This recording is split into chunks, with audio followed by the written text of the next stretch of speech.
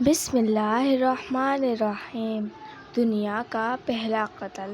اللہ تعالیٰ نے فرمایا کہ تم ایک دوسرے کے دشمن رہو گے، چنانچہ سب سے پہلا خون آدم علیہ السلام کے بیٹوں میں ہوا، جس کی تفصیل ذیل میں دی جاتی ہے۔ روایت سے معلوم ہوتا ہے کہ حضرت آدم علیہ السلام سے پہلے دنیا میں کوئی انسانی مخلوق نہ تھی، اور حضرت آدم علیہ السلام ہی پہلے انسان تھے جنہوں نے زمین کو آباد کیا اور رہنے لگے۔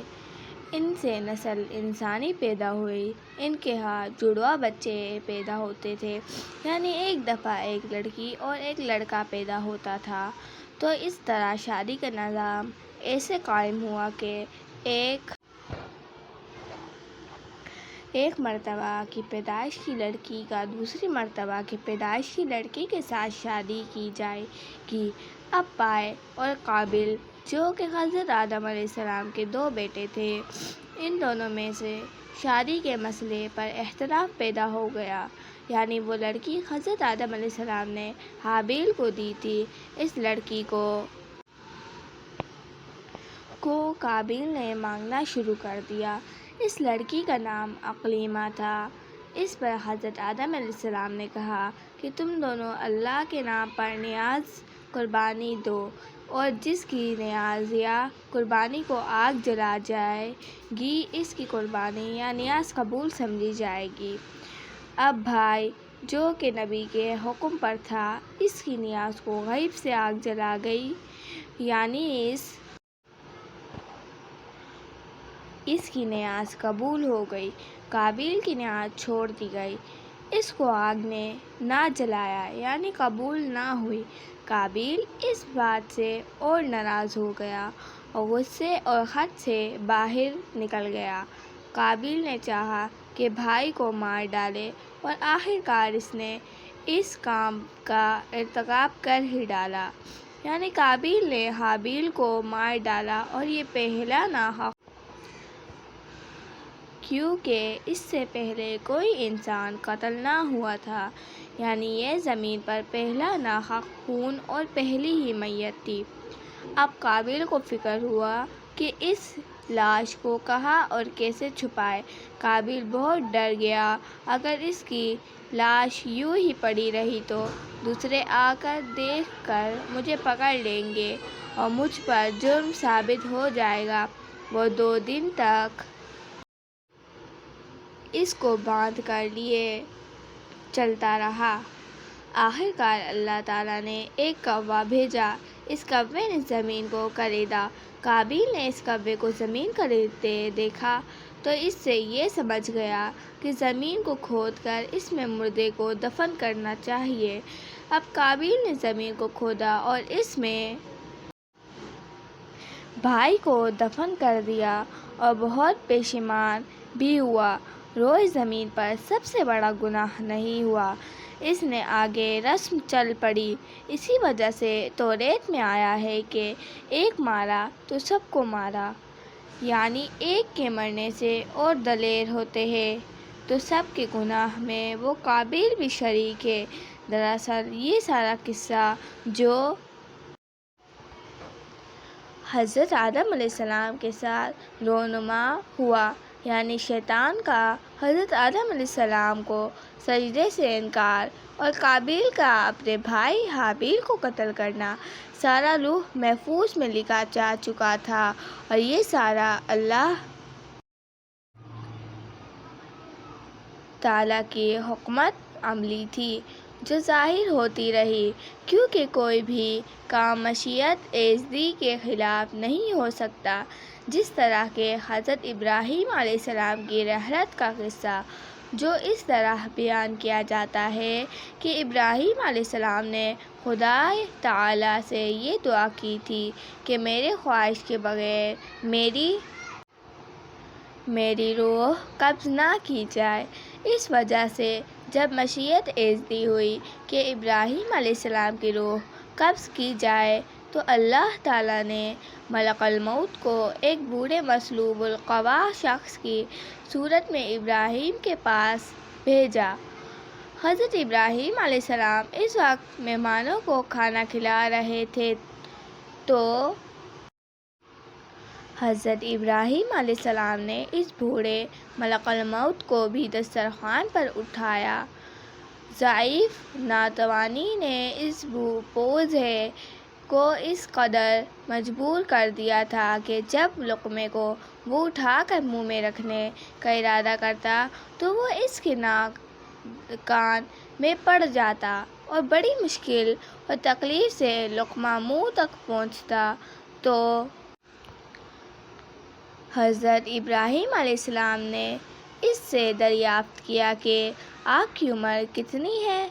تو اس نے حضرت ابراہیم علیہ السلام سے 2 سال زیادہ بتلائی۔ تو حضرت ابراہیم علیہ السلام نے اپنے دل میں سوچا، اللہ اکبر، میری اور اس کی عمر میں صرف 2 سال کا فرق ہے تو یہ کھانا بھی نہیں کھا سکتا۔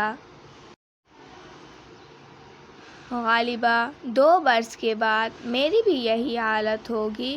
تھوڑی دیر بعد کہ آپ نے یہ دعا کی کہ اے خدا مجھ کو اپنی طرف کھینچ لے، ملک الموت اٹھا اور اس نے آپ کی روح قبض کر لی۔ یہ ساری مشیت ایزدی کی حکمت عملی ہے کہ اس نے اپنے پیارے پیغمبر کی دعا بھی قبول فرمائی اور اپنے لوح محفوظ کے مطابق ان کی روح بھی وقت پر قبض کر لی۔ درمیان میں ملک الموت کو بوڑھا کرنے کی حکمت عملی اختیار کی تو مصنف کے خیال کے مطابق یہ سارا کام خدا کی مشیت کے مطابق ہوتا ہے۔ حضرت ابراہیم علیہ السلام کی موت کے سلسلے میں یہ واضح ہوتا ہے کہ حضرت آدم علیہ السلام کے ساتھ جو بھی حالات پیش آئے یہ سب کچھ اسی طرح اللہ تعالیٰ نے اپنے لوح محفوظ میں محفوظ کر رکھے تھے اور دنیا میں وہ صرف امن ہی ہوتا ہے۔ حضرت آدم علیہ السلام کی اولاد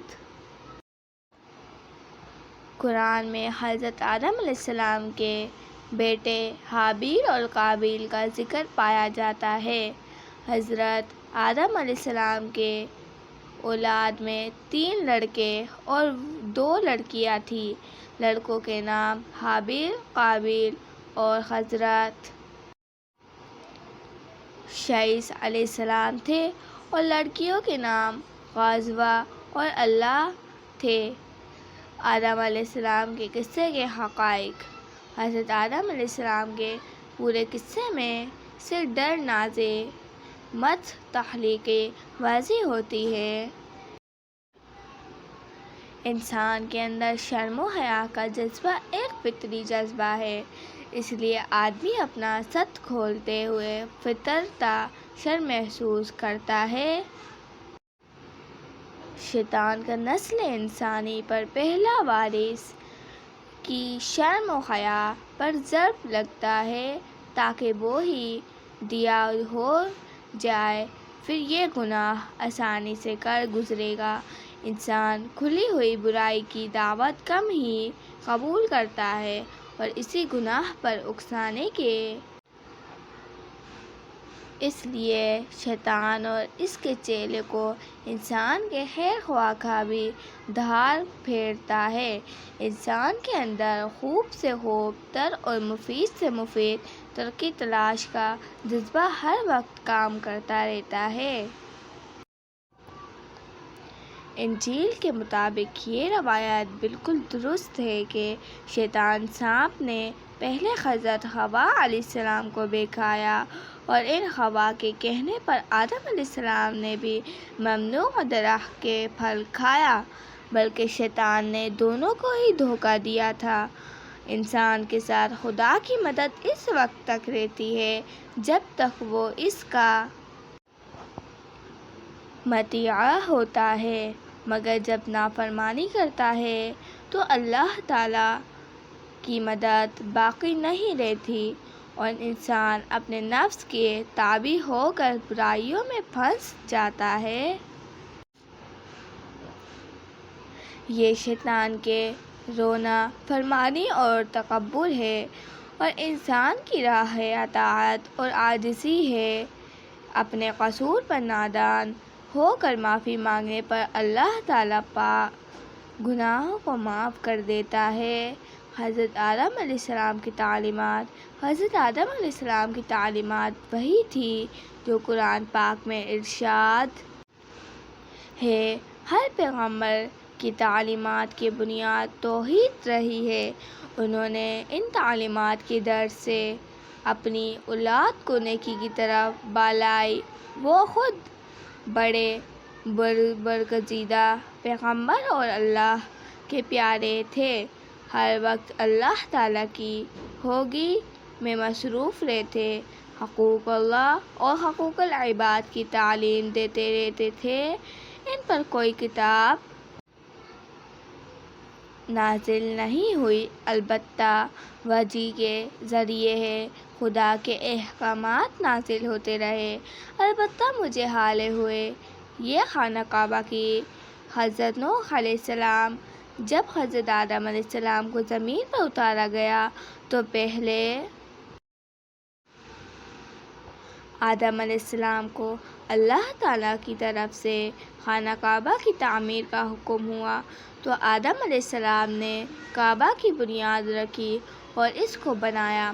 حضرت نوح علیہ السلام کے زمانے تک وہی بیعت قائم رہی کہ زمانے میں طوفان آیا تو وہ عمارت خانہ کعبہ کو جو حضرت آدم علیہ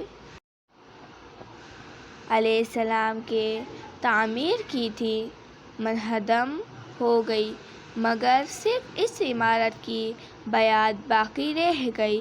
تو ابراہیم علیہ السلام نے اسی جہاد پر حضرت جبرائیل علیہ السلام کی نشاندہی پر خانہ کعبہ کی عمارت کو دوبارہ تعمیر کیا اور نبی اکرم نے تک وہی عمارت قائم رہی۔ حضرت کے زمانے میں قریش نے چھت کو بلند کر کے پھر خانہ کعبہ تعمیر کیا۔ حضرت سعود تک جب عمارت تعمیر ہو گئی تو حجر اسود رکھنے کے لیے قریش میں جھگڑا کھڑا ہو گیا۔ ہر قبیلہ اس امر کا خواہش مند تھا کہ حجر اسود رکھنے کا اعزاز سے حاصل ہو۔ آخر تمام قبائل کے معتبرین کے باہمی صلاح مشورے سے یہ فیصلہ طے پایا کہ کل مسجد حرام کے دروازے میں سے جو شخص پہلے میل داخل ہو وہی حجر اسود کو خانہ کعبہ دیوار میں نصب کرے۔ اتفاق کی بات کہ حضرت محمد ملے سب سے پہلے اس روز مسجد حرام کے دروازے میں داخل ہوئے اور قریش کو آپ پر کوئی اعتراض نہ تھا۔ آپ نے کمال دانشمندی کا ثبوت دیتے ہوئے اور خون خرابہ کو روکنے کے لیے ایک چادر زمین پر بچھا دی اور خود حجر اسود کو اٹھا کر اس چادر میں رکھ دیا اور پھر ہر قبیلے کے سردار کو اس چادر کا کونا پکڑانے کا کہا۔ اس طرح حجر اسود کو دیوار کی اونچائی تک سب نے اٹھایا اور پھر آپ نے اسے اٹھا کر اپنے دست مبارک سے دیوار میں نصب کی۔ یہ اس وقت کی بات ہے کہ جب حضرت محمد کی عمر مبارک صرف 9 برس کی تھی۔ واضح رہے کہ اس تعمیر میں قریش نے ابراہیم علیہ السلام کی بنیاد میں سے چھوڑ کر جگہ کم کر دی تھی، جس کی نسبت آپ نے حضرت عائشہ سے فرمایا کہ اگر اہل مکہ جدید الاسلام شد ہوتے اور اپنے اسلام میں پکے ہوتے تو میں کعبہ کو حضرت ابراہیم علیہ السلام کی حدود پر قائم کر دیتا۔ چونکہ حضرت عبداللہ بن زبیر نے اپنی خالہ حضرت عائشہ رضی اللہ تعالی عنہا سے یہ حدیث سنی تھی، اس لیے انہوں نے اپنے عہد حکومت میں قریش کی بنیاد کو گڑ اگر خدود ابراہیمی پر خانہ کعبہ تعمیر کیا۔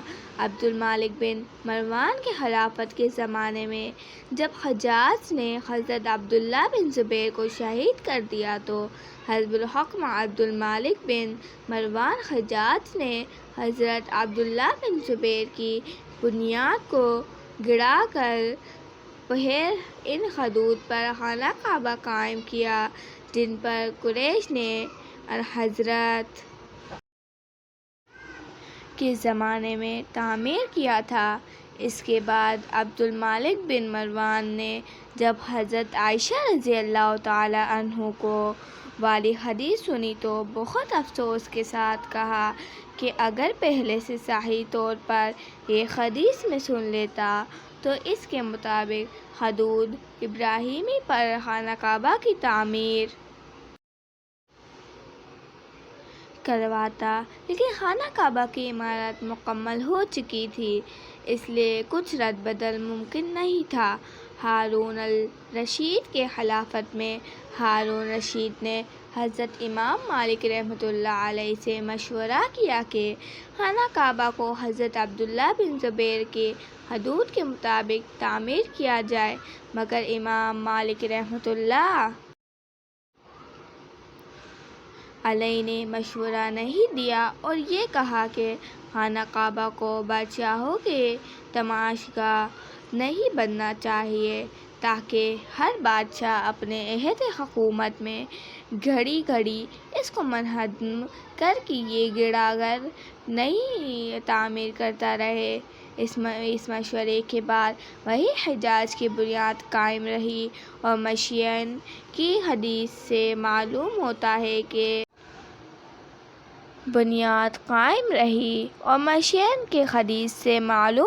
ہے کہ آخری زمانہ تک میسی بنیاد قائم رہے گی۔ یاجوج ماجوج کے وقت حبشی لوگ اس عمارت کو گرائیں گے۔ اللہ تعالیٰ فرماتے ہیں کہ کون پھر جاتا ہے دین ابراہیم سے، یعنی دین ابراہیم سے نہیں پھرتا مگر وہ شخص جو احمق ہے، جس نے اپنے حماقت سے حق کو چھوڑ کر گمراہی لے کر ظلم کیا ہے، کیونکہ جس شخص کو اللہ تعالیٰ نے دنیا میں ہدایت کے لیے پیدا کیا ہو اور ہدایت کے لیے منتخب کیا تھا، پھر اس کو اپنا خلیل یعنی دوست بنایا اور وہ آخرت میں اہل سعادت سے ہے، اس کے طریقے کو چھوڑ کر گمراہی کے راستے پر چلنا بہت بڑا ظلم اور بے وقوفی ہے۔ خانہ کعبہ کی بنیادیں یہی قائم رہے گی، صرف ان میں تزک و آرائش ہر سال ہوتی رہتی ہے۔ خانہ کعبہ دنیا میں پہلی عبادت گاہ ہے جو کہ دنیا میں ابو البشر نے سب سے پہلے تعمیر کی اور بعد میں آنے والے ہر پیغمبر نے اس کی تائید کی اور اس کو عبادت گاہ بنایا، اور اس عبادت گاہ میں ہر سال لاکھوں مسلمان حج کے لیے جاتے ہیں اور حج کے ثواب سے فیضان ہو کر روحانی سکون حاصل کرتے ہیں۔ حج 10 ہجری کو فرض کیا گیا تھا اور یہ عمل مکہ کی وادی کے لیے خصوصی رحمت سے کم نہیں ہے، دینی لحاظ سے ہی نہیں بلکہ دنیاوی نقطہ نظر سے بھی، کیونکہ ہر سال لاکھوں مسلمان حج کی غرض سے جاتے ہیں۔ ان کا انتظام کرنا دینی لحاظ سے ثواب اور تجارتی نقطہ نظر سے اور دنیاوی لحاظ سے فائدہ ہی فائدہ۔